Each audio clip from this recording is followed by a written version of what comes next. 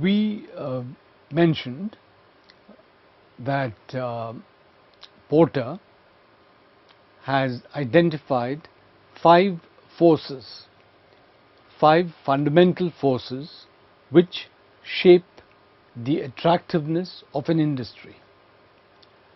The first force is ease of entry of potential competitors.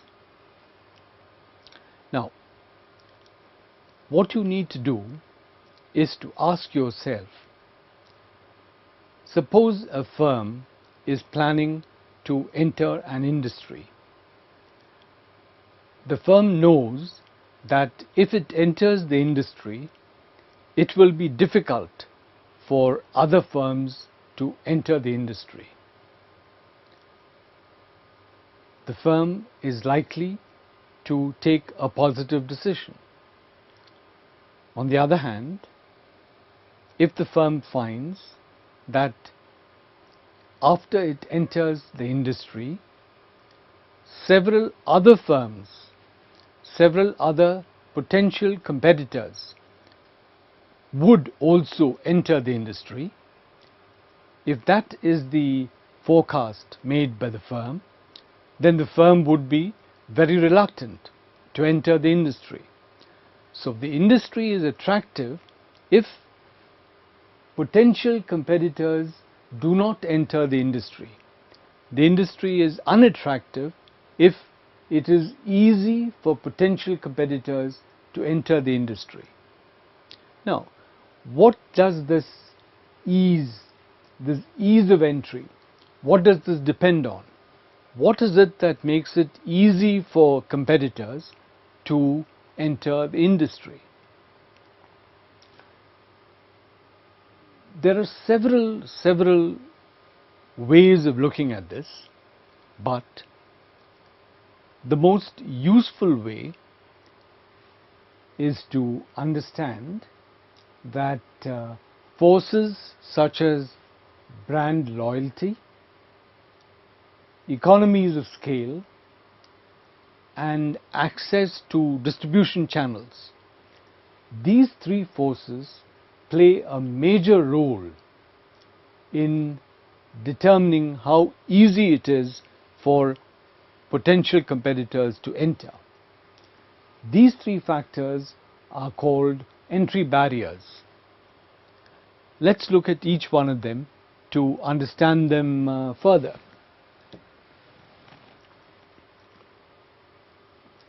Let's look at brand loyalty, right?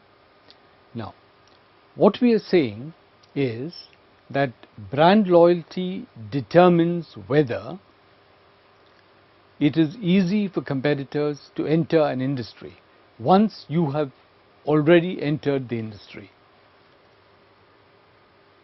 There are different kinds of products where brand loyalty is possible. There are also products where brand loyalty is not possible. If brand loyalty is possible, it will serve to keep out competition. If brand loyalty is not possible, then competition will not be kept out. Let's look at some instances where brand loyalty is possible, giving rise to industries which are attractive. Product quality promotes brand loyalty.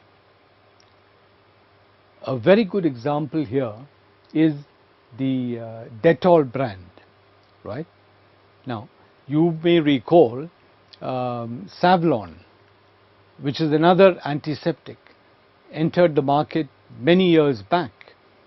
But even today, the market share of Savlon does not exceed 20%. This is because Dettol created brand loyalty through product quality. Or, to take the example of Apple. Now, Apple is a firm which has created brand loyalty through product innovation, because Apple always produces products which are at the cutting edge of technology. Customers know this, which is why they buy Apple products. So Apple's method of getting brand loyalty is through product innovation. Colgate, the Colgate toothpaste in India has gained brand loyalty through high promotion over a sustained period of time. Now, the point is that these are industries where brand loyalty is possible, and therefore, because brand loyalty is possible, it is difficult for competitors to enter. On the other hand, compare this with an industry like cement. Cement is an industry where brand loyalty is very difficult. You do not know, as a consumer, you do not know which is the brand of cement which has been used in building a house in which you stay. Creating brand loyalty in the cement industry is difficult. Therefore, compared to these industries, the cement industry is less attractive than these industries. So, that's what brand loyalty tells us. Industries which can create brand loyalty give you a way in which you can make it more difficult for competitors to enter the industry. Therefore, the industry becomes more attractive. Now, let's look at economies of scale. Economies of scale, what that means is that the larger the enterprise, the cheaper the product that it makes. You can look at, for instance, if you have an engine plant which makes 1 lakh engines a year, each engine would cost a certain amount. If you had a plant which made 5 lakh engines per year, the engines would cost less. Each engine would cost less. This is one kind of industry.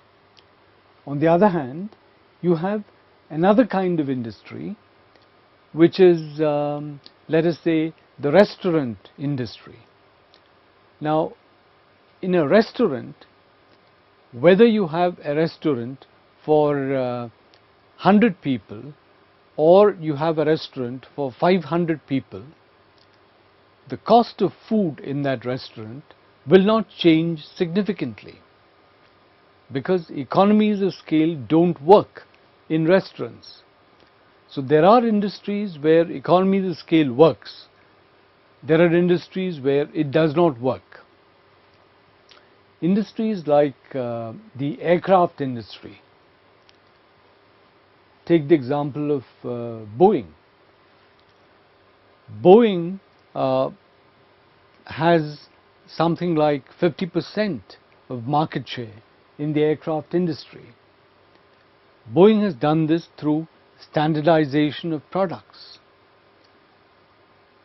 You know, in the world today, there are only 3 large aircraft manufacturers.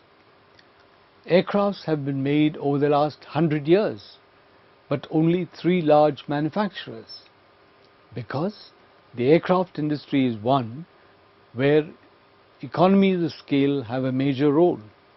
And once you have entered the industry and once you have set up a large capacity, it becomes difficult for a competitor to come in. The same thing happens in the case of supermarkets. The supermarket phenomenon has been around in the developed industrial world for the last 50 years. But there are a handful of supermarket chains which have perhaps 80 or 90% of the market. 80 or 90% of the supermarket industry is controlled by these 4 or 5 international chains. Why is that? Because the supermarket industry is another one where economies of scale apply due to bulk purchase. Now, if you buy 1 kilogram of potatoes, you pay a particular price for the potatoes. If the supermarket buys 1,000 tons of potatoes, it pays a different price for potatoes. That's economies of scale through bulk purchase, right? Or look at the pharmaceutical industry. Pharmaceutical industry is another industry where you have perhaps 10 or 12 large pharmaceutical companies across the world. One would have expected many more of them, but no.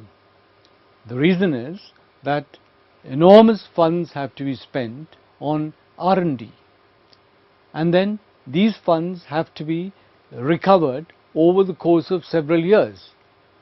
So here again, once you have entered the industry, once you have established a certain brand name, it's difficult for competition to enter. So this is another example of this is another kind of entry barrier.